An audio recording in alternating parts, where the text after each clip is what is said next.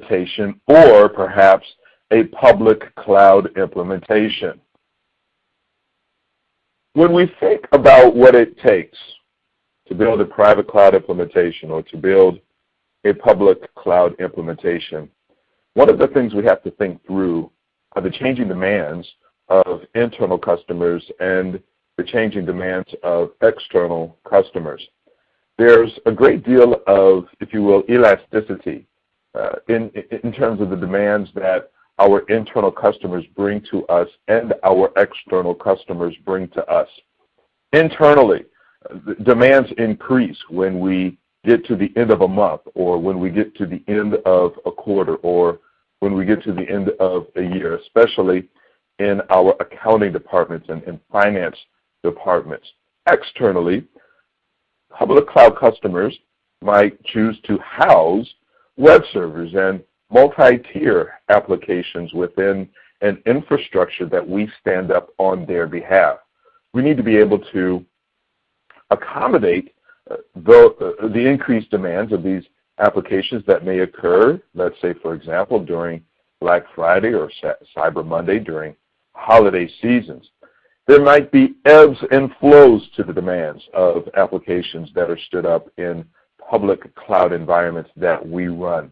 Well, be it a private cloud environment or a public cloud environment, be they cyclical changes in demands or a linear increase in demands over time just because of increased applications that are running or heavier loads being run over a protracted period of time. We want to be able to leverage software that will enable us to elastically grow the amount of resources that are being provisioned on behalf of customers that are internal, let's say, departments within our organization, or external customers. The software-defined enterprise is designed to enable us to respond to that very kind of change in demand. During the time that is ours to share, we want to accomplish the following objectives. First and foremost, we want to compare and to contrast physical and virtual architectures. And so this is a story that we have actually been telling for a while, that it is wasteful to run one operating system on a physical server, that it is more resource efficient to allow multiple operating systems and their applications to share the same physical resource. Well, we're going to take some time, but we're going to talk about the difference between leveraging physical and virtual architectures. We've already talked about one of the benefits of the software-defined enterprise, and that has to do with, again, the ability to grow the amount of resources provisioned for an internal or external customer on demand. That said, just the same as we are able to grow the amount of resources provisioned for an internal or an external customer on demand, we can also shrink the amount of resources that are provisioned for an internal or external customer on demand. There are several other benefits, though, that we do want to cover. We go beyond comparing and contrasting physical and virtual architectures to be able to compare and contrast a traditional data center with a software-defined data center. Now, one of the things that you will learn about me is I am, Jerry Davis, I am the emperor of obvious land. So I want to take a moment and give you an earth-shattering epiphany here.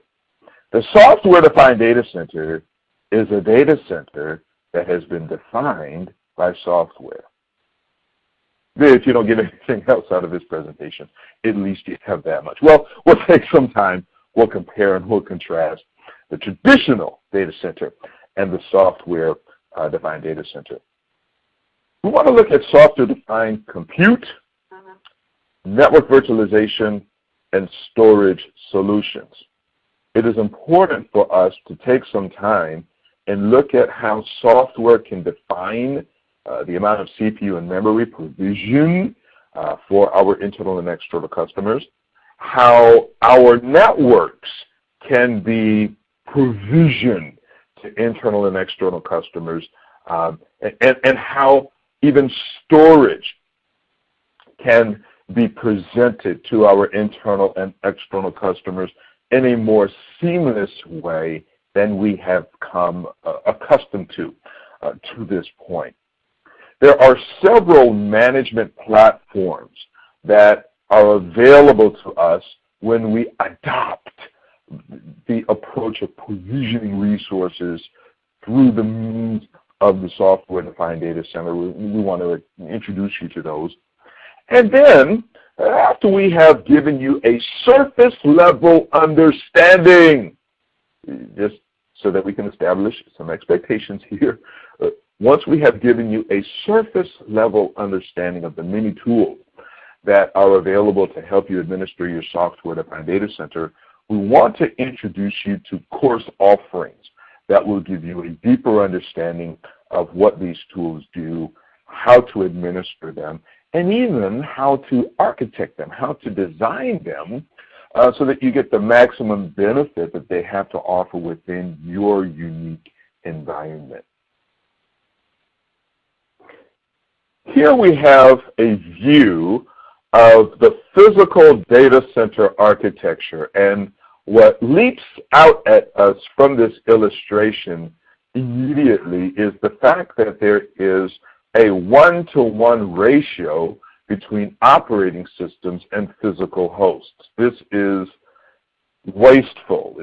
The physical server is similar to the human brain. Typically, you're using a very small percentage of what it is capable of providing for you. So we first see that. The second thing that we see here is an array or a variety of physical devices that our physical servers connect into. And so when we look at the physical switches that make up our IP network, and we consider the Ethernet cabling connections into those physical switches, when you consider the connections coming into each port, it is assumed that each port is handling a connection on behalf of one operating system. Each port is handling connections on behalf of one operating system. Now, each of these physical servers could certainly have multiple Ethernet cables coming out of them, but once each cable reaches that physical switch, again, we can assume that each port on that physical switch is handling a connection on behalf of one operating system. Once you virtualize, we can no longer make that assumption, because we could have several, even several hundred operating systems sharing the same physical server. ESXi today supports you for up to 512 virtual machines. So each of those virtual machines could have its own unique TCP IP stream flowing through the physical server out to that physical switch. And so that has big implications in terms of how we manage our physical switches on a port-by-port basis. You know what? Same thing is true in terms of how we manage our physical storage area network and how we manage our fiber channel fabric. On a port-by-port basis on our fiber channel switches, we could be handling fiber channel connections on behalf of multiple virtual machines on the same port, just based upon what virtual machines happen to live on any given physical machine at a time. This shift in paradigm has implications in terms of how we virtualize not only our physical servers, but how we virtualize our networks and how we virtualize storage on the back end. We do not take for granted the importance of our IP network, not only as it pertains to connecting virtual machines to physical machines and perhaps connecting virtual machines from one host to another, but also the connection of our virtual machines to IP-connected storage, be it iSCSI storage or NFS storage. What we do not have in this diagram, but is also worthy of mention, is an environment where perhaps you are connecting to fiber channel over an Ethernet framework or fiber channel over Ethernet. Everything we will talk about later from the standpoint of network and storage virtualization must consider all of those options that are at our disposal for connecting virtual machines to each other and connecting virtual machines to our network and storage infrastructure. There are several challenges that are associated with running applications within a hardware-defined data center. First and foremost is the fact that it is inefficient to run applications within a hardware-defined data center, particularly when we think about what it takes to scale capacity on behalf of our applications. When you're looking to scale applications within a hardware-defined data center, this is going to require you purchase additional servers every time you want to scale.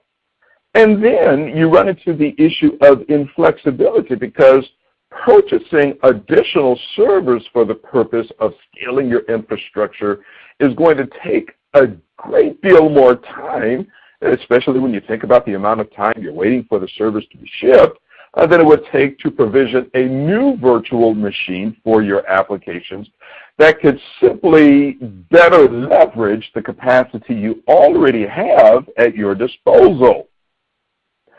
Added to the challenges of inefficiency and inflexibility associated with the hardware-defined data center are challenges tied to downtime and challenges tied to vendor lock-in. When we think about downtime, typically downtime that is required at the hardware level incurs downtime at the application level. Well, when we are thinking through our service level agreements for a year's time, if at the application level I want to ensure 5 nines of uptime or even 4 nines of uptime, I don't want downtime at the application level to be increased simply because of downtime that is incurred at the hardware level. And that is what happens when we are running applications within a hardware-defined data center. Within the software-defined enterprise or the software-defined data center, we can keep our applications up and running even when our hardware needs to go through some downtime for maintenance, for example. If the hardware is defined by, if our data center is defined by hardware, then we are also more likely to be locked into a given vendor at the physical server level especially, but then perhaps even at the network and storage layers as well.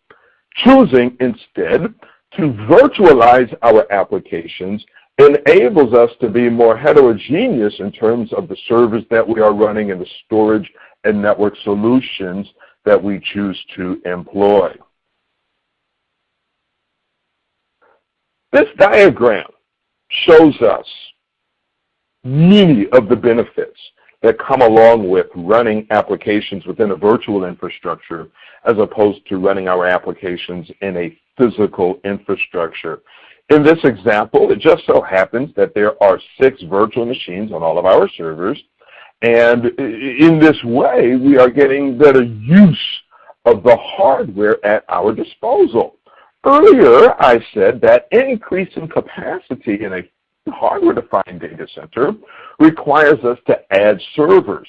Well, in this case, if I need to leverage additional capacity, I don't need to buy additional servers on behalf of new web server instances, for example, or new Exchange instances, or Microsoft Cluster Services nodes for SQL or other applications. All I need to do is leverage existing capacity within one of my physical servers that I've already got provisioned within my environment. One of my favorite shows is a show called Pinky and the Brain, and any of you attending today who has ever seen the show Pinky and the Brain knows that at the beginning of every episode, Pinky would say to the Brain, "Brain, what are we going to do today?" And Brain would always say, "The same thing we do every day, try to take over the world." Well, we're not so much with the software-defined data center trying to take over the world, but what we would like is for our operating systems and applications to do the same thing they do every day once they have entered into a virtual architecture that they did while they were in a physical architecture.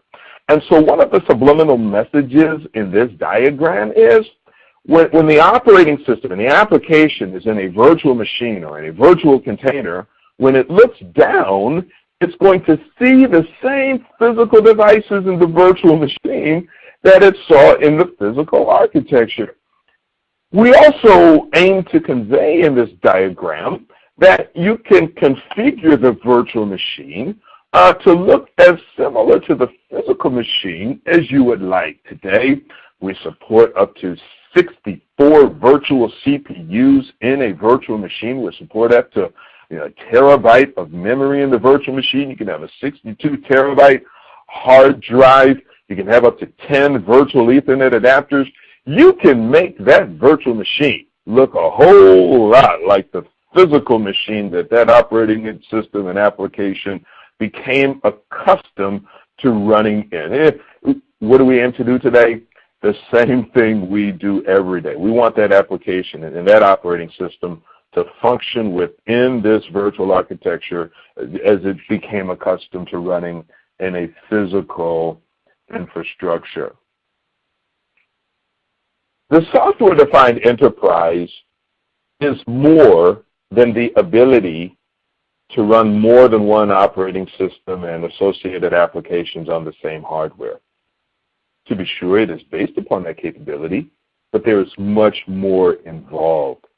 Here you see that it involves cloud automation. Now, before we can automate our cloud, we have to first build our cloud. Well, Jerry, ultimately, what is the cloud? I'm so glad that you asked. What is the cloud?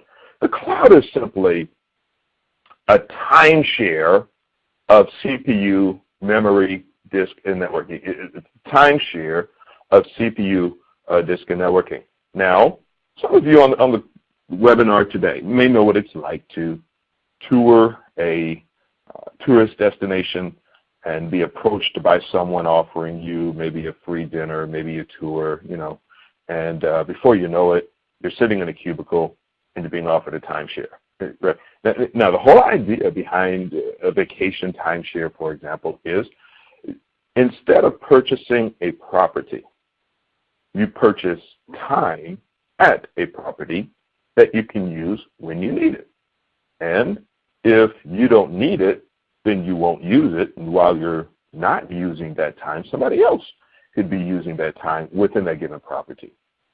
It is much more cost-effective to buy time at a vacation property than it is to buy a vacation property itself.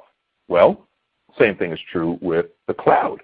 There are resources, there are servers, there are storage arrays, there are physical switches housed somewhere in some traditional data center.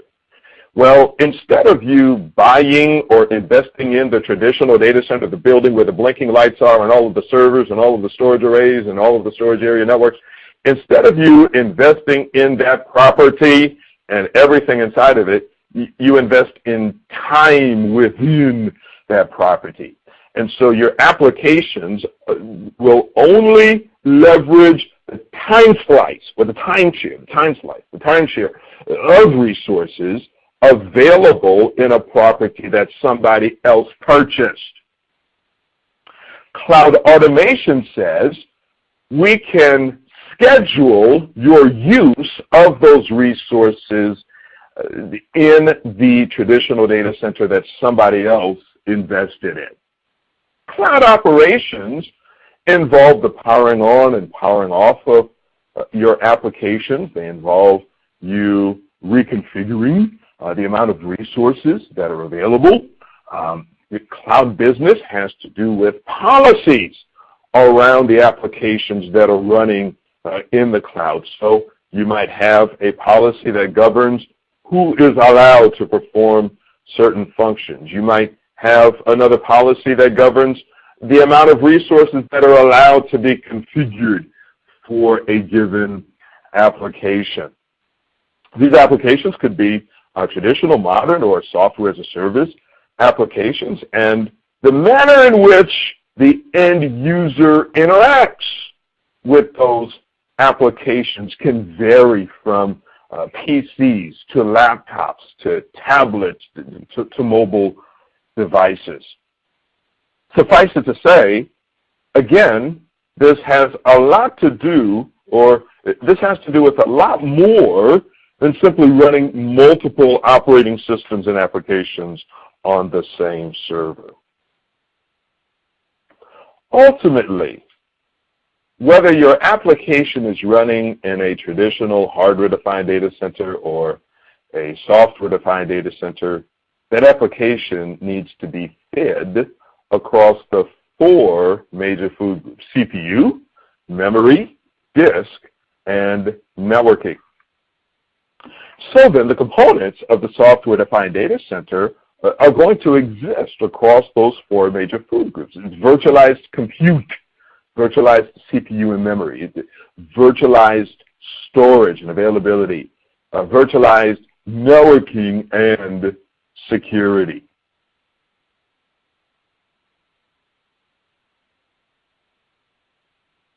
There are several benefits that accompany the software-defined data center. And as you look at the list of these benefits, you will see that they stand in stark contrast to the challenges that accompany the hardware-defined data center. The efficiency that we'll talk about stands in stark contrast to the inefficiency that accompanies the hardware-defined data center. The agility that we have in the software-defined data center to quickly provision new applications stands in stark contrast to the inflexibility associated with the hardware-defined data center. We have much more control in terms of how we troubleshoot issues at the application level and even at the hardware level. This stands in stark contrast to the hardware-defined data center, where maintenance activities at the hardware level threatens the uptime of our applications that are tied to physical servers. The added choice that we have in the software-defined data center really speaks to how we can manage across a variety of servers that have been sold to us by different vendors. And vendors providing us with solutions at every layer of the cloud stack, that is from the physical server through the virtualization layer, all the way through the cloud layer. Once an organization has made the decision to adopt the software-defined data center, that organization is going to benefit from the baked-in benefit of efficiency that comes with virtualization. In addition to that, we will benefit from virtualized networking and security solutions that come along or are added to the foundational virtualization benefits. We can also benefit from software-defined storage, which we will speak to in a moment. Automated operations management. There are several tasks that are performed in a repeated basis within the hardware-defined data center and software-defined data center. We want to be able to capture those and execute them as they are needed to run without human intervention. Ultimately, there is a reduced hardware cost as we make better use of the hardware that is provisioned within the data center. Agility is given to us by way of a self-service portal that our end users can use to provision applications at will. You know what? It really does not matter where these applications get provisioned. They can be provisioned any place in the world based upon where your physical hardware happens to exist. The beauty in all of this is the manner in which applications are provisioned is driven by policies that you construct. And again, these policies can be tied to security.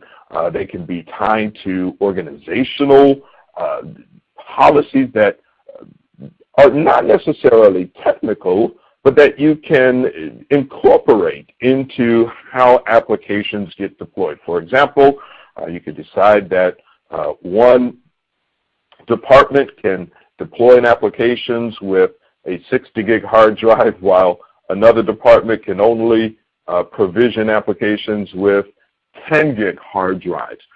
So you have departmental, you have organizational policies that get incorporated into the manner in which your applications ultimately get deployed. Control becomes another benefit of the software-defined data center. I can determine not only if I will incorporate disaster recovery protections for my virtual machines, but I can granularly determine how each of my virtual machines will be protected. I can decide whether I will have failover from one physical server to another. I can also determine whether I will have a failover disaster recovery baked in from one data center to another, in which data center I allow my virtual machine to be recovered in. One of the main tenets of the software-defined data center is vendor neutrality. So you have a choice in terms of which hypervisor you use, be it Hyper-V, for example, or ESXi, or other hypervisors. There are choices that you have in terms of what hardware solution you will use in terms of managing physical servers and installing hypervisors and installing, if you so choose, operating systems directly against physical hardware. Our software-defined compute capabilities come to us by way of the ESXi operating system, the VM kernel or the kernel of the ESXi OS. Schedules access to physical CPU cycles and physical memory on behalf of the virtual machines that happen to be running on that server. Tied into that is the benefit of isolation. What happens with one virtual machine, in particular, the configuration of a given virtual machine is isolated from the configuration of another virtual machine. Encapsulation is key. The hard drive, for example, of a virtual machine is captured or encapsulated into a given file.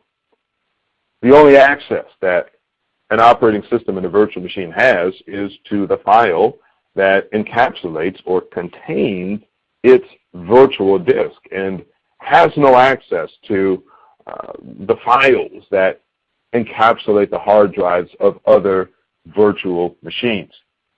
Portability is a really big deal when we talk about software-defined compute. Earlier, I alluded to the fact that just because you're experiencing downtime at the hardware layer should not mean that you experience downtime as well at the application layer. The ability to move a virtual machine off of one server and over to another while it's running is ultimately what enables us to perform maintenance at a hardware level without affecting the uptime or downtime at the application level. We go beyond virtualized compute resources to the virtualized network. The idea behind the virtualized network is the ability to take the intelligence that used to be administered at the physical switch level and pull that up into our virtualized environment. Network virtualization says that we're going to deploy virtual machines whose job it is to give us distributed firewall capabilities, give us network load balancing capabilities, and layer 2 bridging across layer 3 networks.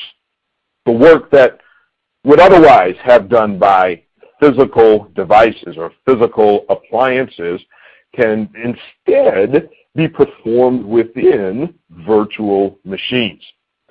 In addition to the virtual appliances that enforce your policies for load balancing and packet filtering, for example, is a control function that offers a single point of management that is enforced within the distributed virtual appliances that we are speaking of here as it pertains to your virtualized network.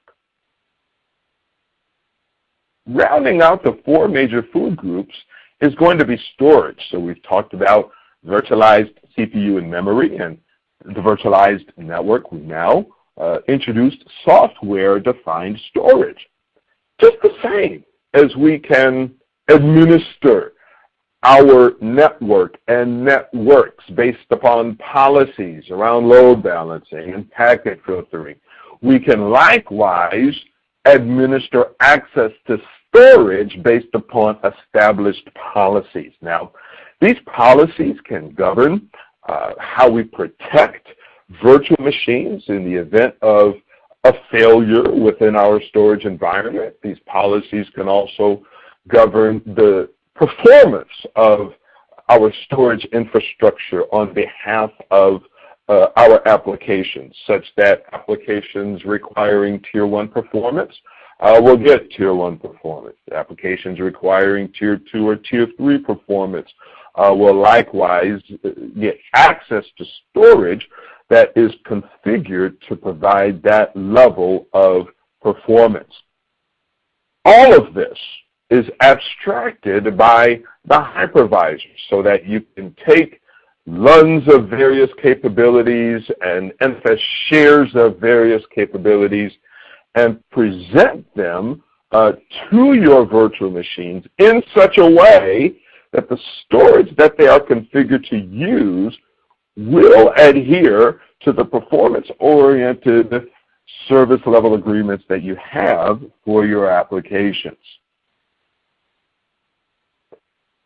The job of the cloud management platform is to take our virtualized CPU and memory and our virtualized networks and our virtualized storage and ensure that every time an application is deployed, it is deployed into an environment defined by software-defined CPU and memory, software-defined networking, and software-defined storage that best suits the needs of the application.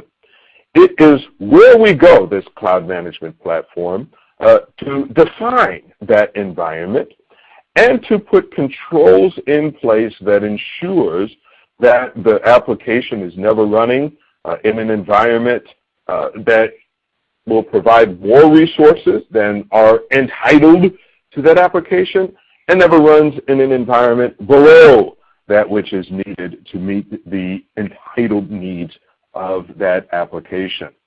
One of the subliminal messages that comes through this diagram is the fact that it is infrastructure agnostic. In other words, you can aim this cloud management platform at a virtualized infrastructure anywhere in the world, or a cloud that exists anywhere in the world, be it even a private or public cloud. It is here where we see how the pieces of the software-defined data center puzzle come together. At the foundation, again, we see vSphere, which allows us to run multiple virtual machines on the same hardware that ultimately entails virtualization of CPU and memory resources. Now, to the left and to the right, we round out the four major food groups that we use to feed our hungry applications in the cloud. So to the left, we have Virtual SAN, which is the latest and greatest vStorage or virtualized storage solution. To the right, we see Virtualized Network and Security. When we talk about the storage food group, we have to acknowledge that it not only entails providing applications with storage resources, the needed storage resources for them to run optimally, but this also includes the replication of the data tied to our virtual machines. Once that data has been replicated from one data center to another, we then can take advantage of a feature called Site Recovery Manager. These components, storage and availability, compute, and network and security, they all form the foundation for what we manage through vCenter and perhaps vCloud Director. These are simply management interfaces that we can use in order to manage vSphere features and the resources that our applications leverage. Above even the vCenter and vCloud Director layer, we have what used to be called the vCloud Automation Center. Today is called vRealize Automation. This is our cloud automation solution. We alluded to it earlier. We name it here. What used to be called vCenter Operations Management today is simply called vRealize Operations. What used to be called IT Business Management today is simply vRealize Business. The job of vSphere is not only to allow multiple virtual machines to share the same hardware, but to move from one server to another seamlessly. Again, we desire to enable applications to remain running even when we have to perform hardware maintenance. So there's, if you will, proactive portability. I proactively move an application away from a server that is about to undergo maintenance. But then there's also reactive portability. If the server that an application is using unexpectedly crashes, HA, which is a feature of vSphere, can restart that virtual machine somewhere else. In addition, even to that, we can automate the portability of our virtual machines. There's DRS, which stands for Distributed Resource Scheduler, which can move virtual machines from host to host in order to make sure that it is getting the best CPU and memory performance at any given point in time. We also have storage DRS and storage vMotion. What this helps to ensure is, number one, we can proactively move the data associated with a virtual machine away from a storage device that is about to undergo maintenance. We can also automate the movement of a virtual machine's data to ensure that it is always running or accessed on the storage device best suited to handle the virtual machine's storage performance needs. There are several features aligned with vSphere, and you can certainly learn more about them by coming to one of our vSphere classes, which we will discuss near the end of our webinar today. Virtualized storage is one of the most interesting stories to speak of within the vSphere journey. And so here, we look at how a company might transition from the traditional data center to the software-defined data center. What you see is physical servers with individual access to the storage environment, be it fiber channel connected arrays or Ethernet connected network attached storage devices. We then see here that the transition begins by running applications in virtual machines as opposed to physical machines, and now our ESXi servers take over that access to our disk arrays and network attached devices. But here is ultimately where we are in the VMware storage and storage service evolution. This is software-defined storage where we can take spinning disks and solid-state drives within our ESXi servers and leverage them for the purpose of re-caching for our virtual machines. We might also take those spinning disks and solid-state drives and make a SAN out of hard drives within our ESXi servers. Virtual volumes is certainly next generation within this story of software-defined storage, but ultimately what we are driving at is access to disk resources based upon policies we have tied to individual virtual machines. A requirement that must be met in order to benefit from the portability that vSphere gives you is shared storage.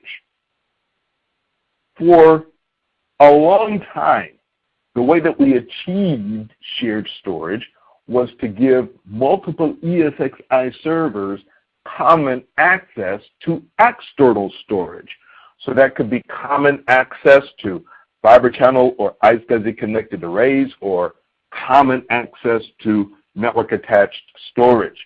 Now we can provide shared storage not by leveraging common access to external storage, but by leveraging uncommon access to internal storage.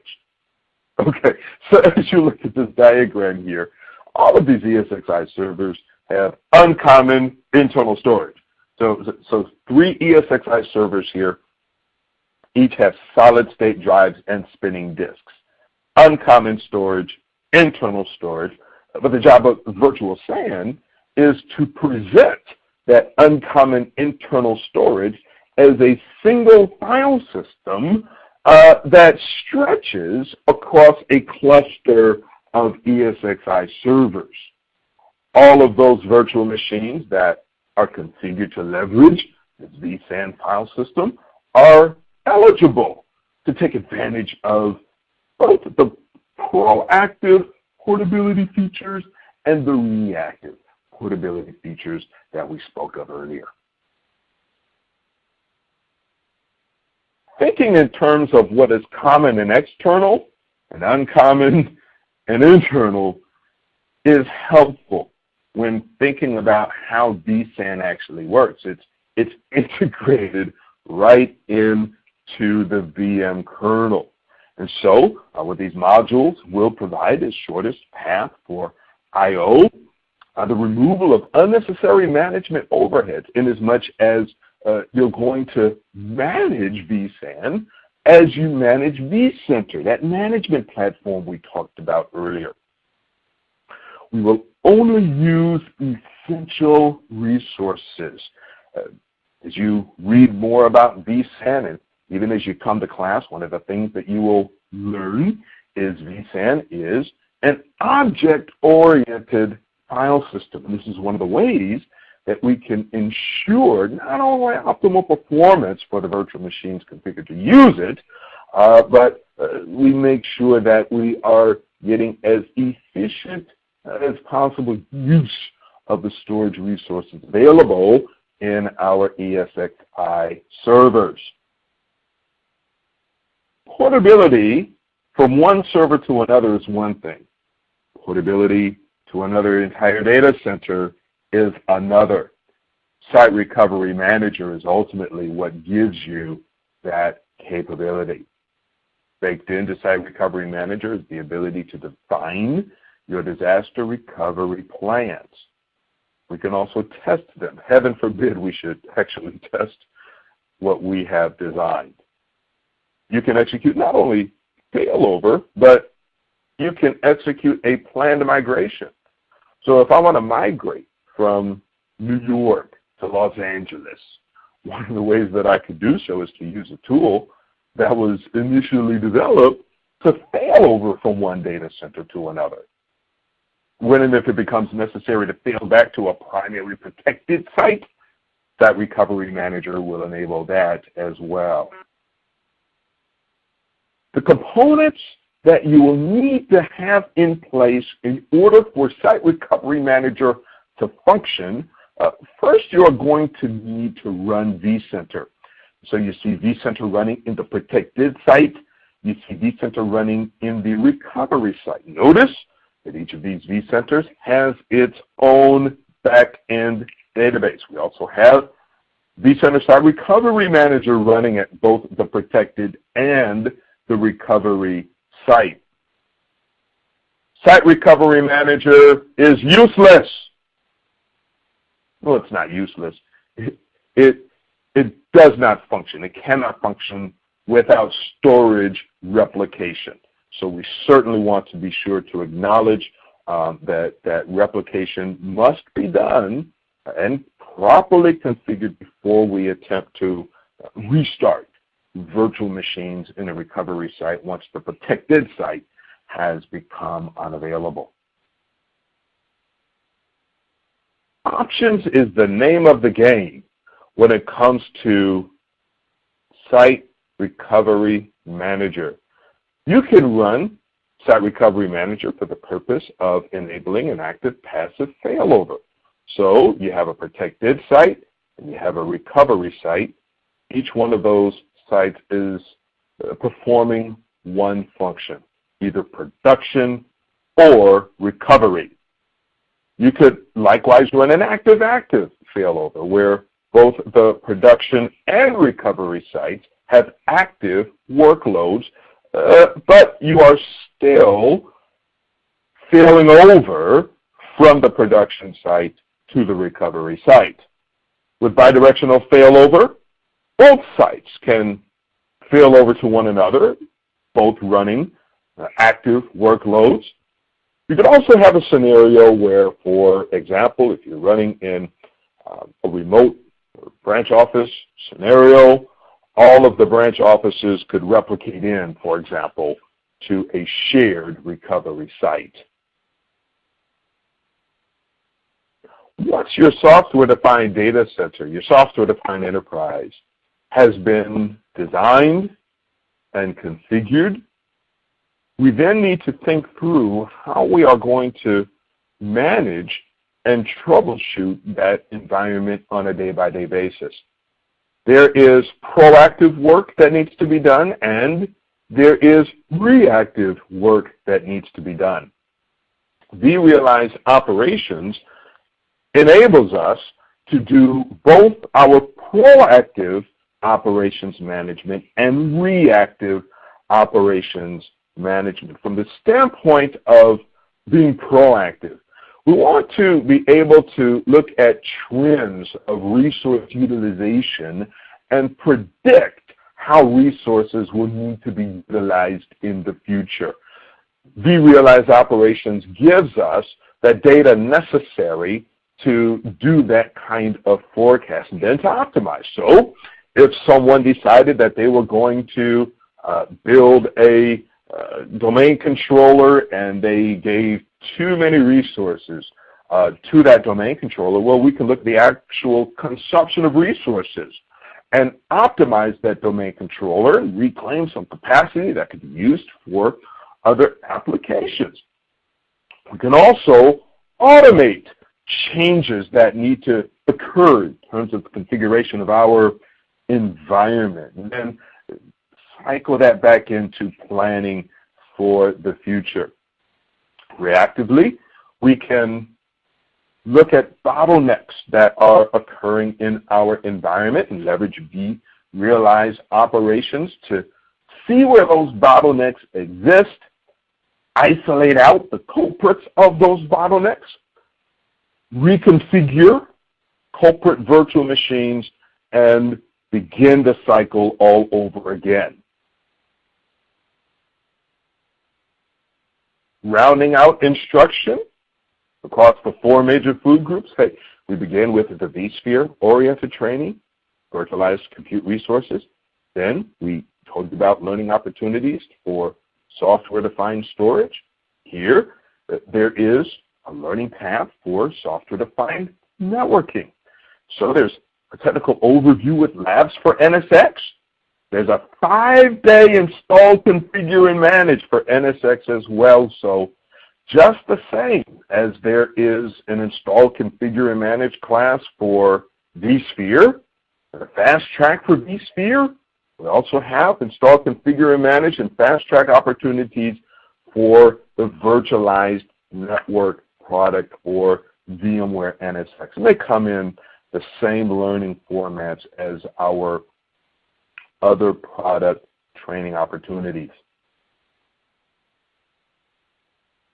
For all who will administer your software-defined data center through vRealize automation, we offer you the VCAC Fundamentals course. There is also a 5-day install, configure, and manage class for vRealize automation. And then for those of you who have several tasks that are performed in a repeated fashion within your data center, you want to leverage, for example, vCenter Orchestrator to automate those tasks, we highly recommend the VMware Cloud Orchestration and Extensibility course. These classes and others, again, come in the formats that we have mentioned: live online in classroom, self-paced on demand. In order to ensure that on a day-by-day basis, your environment is performing as you desire and as you expect, we recommend the vCenter Operations Manager courses, Analyze and Predict, Advanced Usage, and Dashboard Design. Again, we offer live online, in classroom, and on-demand classes for this product. Even after you have attended class, regardless of the format in which you have attended class, nothing beats getting your hands on the products themselves. So we recommend to you, do you test drive our products? Do you look at the Try Now solution? The main benefit here is you don't have to buy your own gear and do your own installations. You can test drive our products within VMware hosted environments.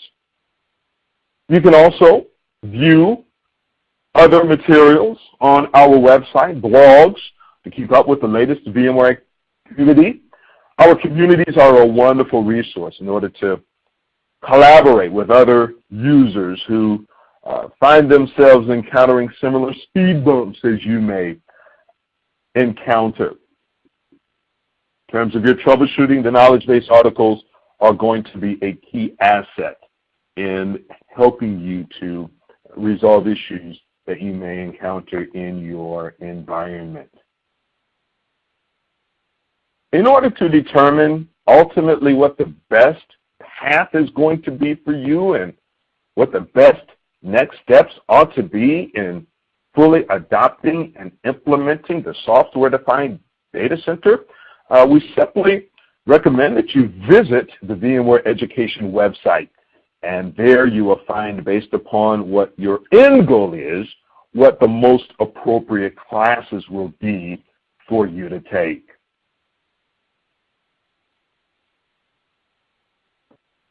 As we come to the end of this webinar, we want to make sure that you mark your calendars for the next free webinar. We want you to save the date.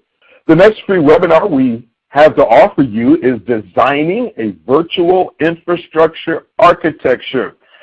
I certainly recommend that you attend this. being presented by my colleague, Brian Watrous. This will be offered on March the 4th, 2015. Registration details will be included in the follow-up email to this webinar. It is at this time we want to say thank you for attending today's webinar on demystifying the software-defined data center. And we invite you to stick around and ask us any questions that you might have regarding any of the products or learning opportunities that we shared with you today.